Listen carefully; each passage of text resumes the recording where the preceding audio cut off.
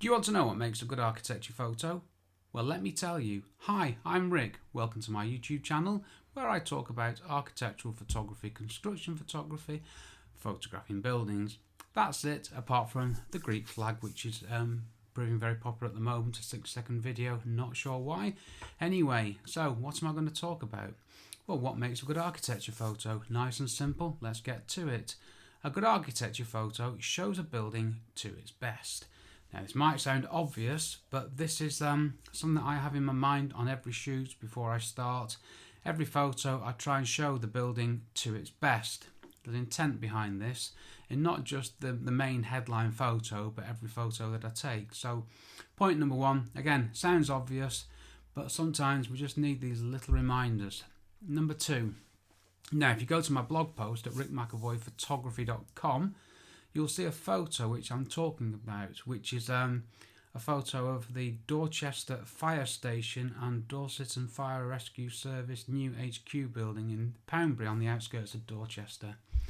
Lovely building which I really enjoyed photographing on the Poundbury estate, where we have unique architecture. Very fortunate to be able to work there. So, number two gives the building prominence in the photo. Now, if you go to the blog post and look at that photo that I mentioned, you'll see that it's been taken from a low viewpoint, which gives the building prominence. I've also given the building prominence by darkening the road underneath the building. There's another reason for doing that. The road wasn't finished, it was just a load of scarred road base. Looked shocking, detracted from the lovely, shiny new building. So, that was the plan there. See, and this is all conscious things that I do before I take a photo. I'm taking a photo thinking of the end point. And another thing about making the building prominent, two little tricks that you can do in Lightroom, Photoshop, whatever it is you want to do. First one, I apply a vignette to the edges of a photo. I darken the edges, which makes the edges darker, which means that the middle bit of the photo is automatically brighter. In Lightroom, I then apply a radial filter to the face of a building, which makes it lighter. So I'm adding lights and darks to give depth to a photo, and that gives prominence to the facade of the building, which in the photo in the blog post is clear to see. Number three, shows the best parts of the building.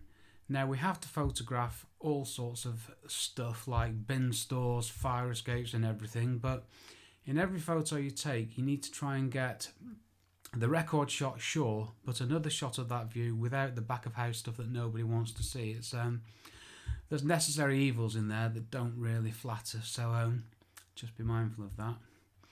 Number four is does not show unfinished back of house parts of the building. Okay, I've made a bit of a mess there, haven't I? Let's go back to three, shows the best parts of the building. If we go back to the fire station shot, on the left you'll see the appliance bay doors. Now, the HQ building's in the middle with those lovely circular windows and the stone facade, and the appliance bay at the fire station is off to the left. They need to be shown, they're the best parts of the building. Now let's get back to the back of house stuff. So, this is the problem with architectural photography. Unfinished stuff. You turn up to photograph a construction site, and whilst the building's finished, quite often the road around isn't, or you've got a brand new road with a horrible cut across it where someone's put a cable in or a surface or something. So these things need to be carefully considered when you're taking the photo. If you can exclude them by clever composition, well done you, you've saved time in Photoshop.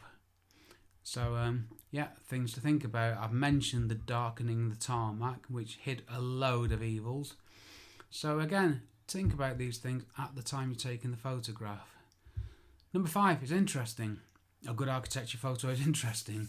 You like this. If it is boring, it is not a good photo. So think about that. 6 is well composed.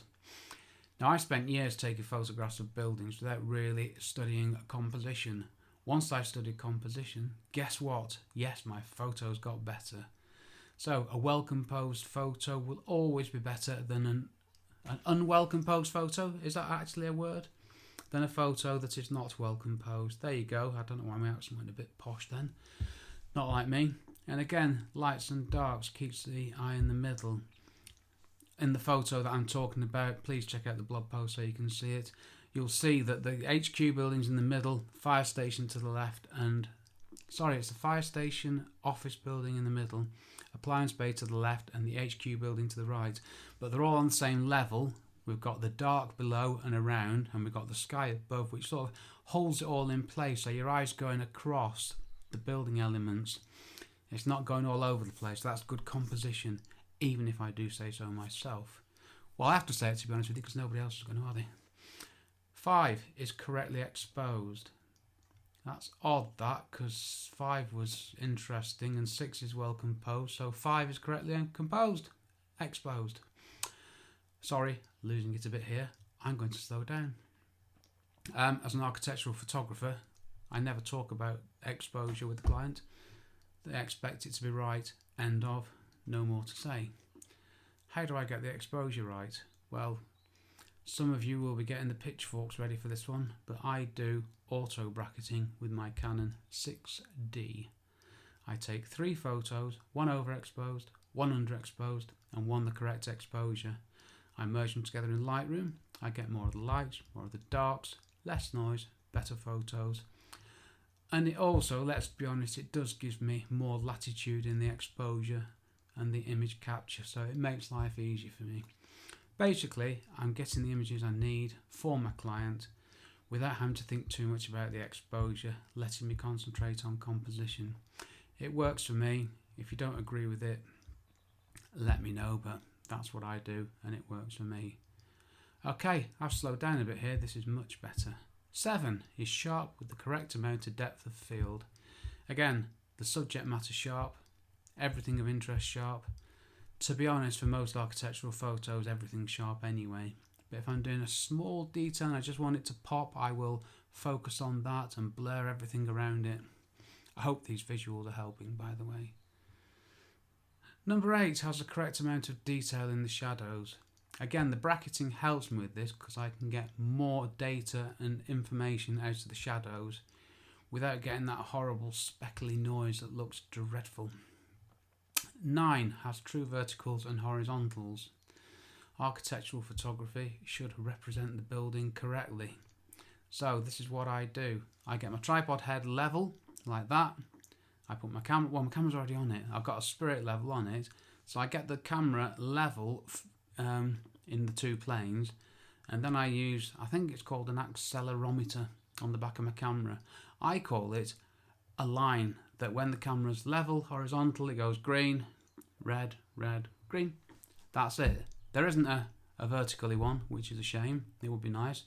But I get the horizontal first, and then I do the vertical by eye. Get it right. If I need to correct the verticals in Lightroom or Photoshop, what I'll do is I'll come back a bit and make the shot wider, which gives more room for processing later. So once we've got the thing perfect and ramrod straight in Lightroom, this is what I do. I give it a little lean back, 5 degrees, not the bacon, lean back about 5% on the in the transform panel. Just makes it look natural. If you look at an architectural shot and the building's straight, it's too straight. It's not natural. We want the building to look like the building looks. That was my top tip. Number 10 is process correctly. I mean accurately. Architectural photography isn't about going, wow, great job in Photoshop, Rick. No, it's about, nice building. Number 11, last and by no means least, looks like the building looks. You can do fancy stuff, but first you have to reproduce the building in all its glory, at its best, how it is. That's your first job as an architectural photographer. It's first thing in my list. Right, that's it. What else have I got to say? Well, if you go to my website, rickmcavoyphotography.com, there's a work with me page, and there's also a construction photography page. Check those out, there's lots of related stuff. Also check out my blog, rickmcavoyphotography.com/blog. And it would be remiss of me to not mention my photography podcast, Photography Explained Podcast, which has a website with the URL, wait for it, photographyexplainedpodcast.com. I know, I don't know how I come up with this stuff. Anyway, I'm beginning to waffle. Thank you for joining me on my YouTube channel, and I'll see you on the next one. Cheers from me, Rick.